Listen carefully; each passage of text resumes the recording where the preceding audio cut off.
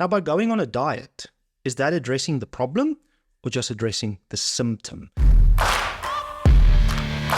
Today I want to talk about if your goal is fat loss. And the thing is, a lot of times when we talk about fat loss, our goal is to go on a diet. I want to reframe this a bit today, and I'm going to give you some food for thought. Going on a diet, going on this whole exercise plan, or this whole 10-week diet, or some form of diet, or some form of exercise program. How many times have that worked for you in the past? Be honest with yourself. Most of us go through a diet, we stick to it for 4 to 6 weeks, crash and burn, and then the next one, and then the next one. We're going to go to the gym 5 days a week, and we're going to do it for a week or two. Crash and burn. So what's my point here? What if we start thinking about changing our diet and starting to work out as a solution? But the thing is, our relationship with food, coping with food, emotional eating, eating too much, what if we think that is actually a symptom to the problem? Now, by going on a diet, is that addressing the problem or just addressing the symptom? Our eating pattern, our habit, our relationship with food. If you think about yourself wanting to lose fat, wanting to get healthier, which means you are unhealthy where you are currently in your own perception of time and place. So instead of focusing on the diet, what about starting to actually look at what's the problem? What has got me to this unhealthy weight, to this high blood glucose, the hypertension, the cholesterol? It's easy to just start looking at a diet. It won't solve anything. Start looking, what is the problem that got me there? The food isn't the problem. The food is the symptom of the problem that led me to this state where I'm right now. That's unfortunately where we have to dig deeper. We have to do some of the hard work. And getting healthy, losing weight, getting fitter, getting more confident in our own skin and everything, it's not going to happen in 6 weeks or in 4 weeks or by a crash diet or by a 10-week belly buster, fat burning exercise regime. No, that's putting a band-aid on the problem. I want us actually to start really thinking. Be honest with yourself. Your relationship with food. What is that relationship? Why do you eat too much? Why do you give into your cravings? Why do you eat your emotions? Maybe you're eating to self-soothe. There's many reasons why we eat. Habit, boredom, emotional distress. All these are leading us to gain that weight. The unhealthy habits. But also, it can be we just don't know any better. We don't have enough knowledge and understanding of food, the psychology of food to break the cycle. And that's also a very good place to start. If you aren't emotional eating, distress eating, soothing the emotions with food, eating out of boredom because you don't like to be bored, that's fine. But how much of the food you are eating is still moving in the right direction? Then we can start focusing on the knowledge of food. But we still need to be honest with ourselves here. What has got me to this point of being unhealthy? And also then, to change and become healthier, I recommend you to do the 5 why exercise. If you want to lose, say, 10 kgs, ask yourself, why? Why do you want to lose 5 kgs? Get a piece of paper, get a pen, and start writing down, why do you want to lose 10 kgs?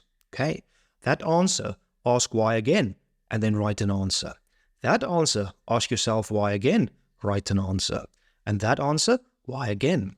So there must be 5 whys. That gives us the ability to actually deepen our understanding of what that 10 kg means to us. And if we can start understanding what that 10 kg means to us, we can actually start looking, okay, I have a big enough incentive to lose the 10 kg. Now, what has been keeping me from that? And this is where a bit of introspection is vitally important, where we need to start looking at our habits. What are our habits? When do we eat? What do we eat? Also, after dinner, if we had that dessert, coming home from work, we had the glass of wine. Before we eat anything, pause. Ask yourself, am I eating this out of hunger? Yes or no? Really think if you are hungry. If the answer is no, okay, why am I eating this? Am I eating this because it's 6 o'clock at night? Am I eating this because it's 10 o'clock and I always have a snack then? Okay, now we can maybe start seeing a little inclination of that's maybe a habit that I'm giving into. Or, you know what? Every time at work, I have these ideas I want to get to my boss. We have this meeting, but I never feel I can actually say anything. Then the rest of the day, I think I should have said this. Maybe if I just did this, maybe if I brought this up, I wouldn't have done this. Now I go home. Wine. I have 2 glasses of wine. I go home after dinner. I suddenly start eating the whole Cadbury slab.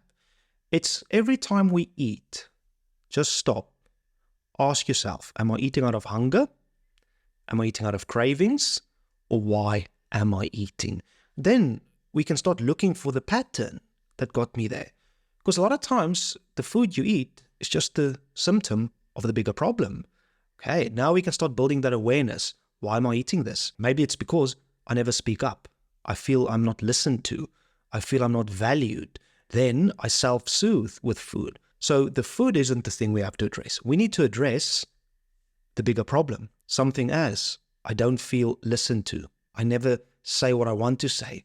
I don't have boundaries. I say yes to everyone at the expense of myself. Now we get into the meat of everything. So what boundaries can I slowly start practicing? How can I start practicing being a bit more assertive? How can I start saying no to things that aren't serving me? Or if I'm doing somebody else's job, how can I tell them it's not my responsibility? Unless we start taking the steps to address the bigger problem, we will still and always be, and we will stay a slave to the food. Just changing a diet will not fix it. We need to start thinking about the bigger picture here. What is leading you to this point of the relationship you have with food? If we're not going to address that, unfortunately, it's going to be a losing battle. I encourage you, take a week or 2 and start journaling about the foods you are eating. When are you eating it? What are you feeling emotionally when you are eating it? Are you hungry? Is it emotional? Start writing these things down. See where that pen and paper leads you, because then you can actually start looking for the patterns. Then we can start replacing and changing those habits into healthier versions, which makes sticking to not eating the wrong things so much easier. I know this was a bit of a deep thinking video, but I really recommend you take a week or 2 to start thinking, what is your relationship with food? When do you eat? Why do you eat? You might be surprised by what you learn.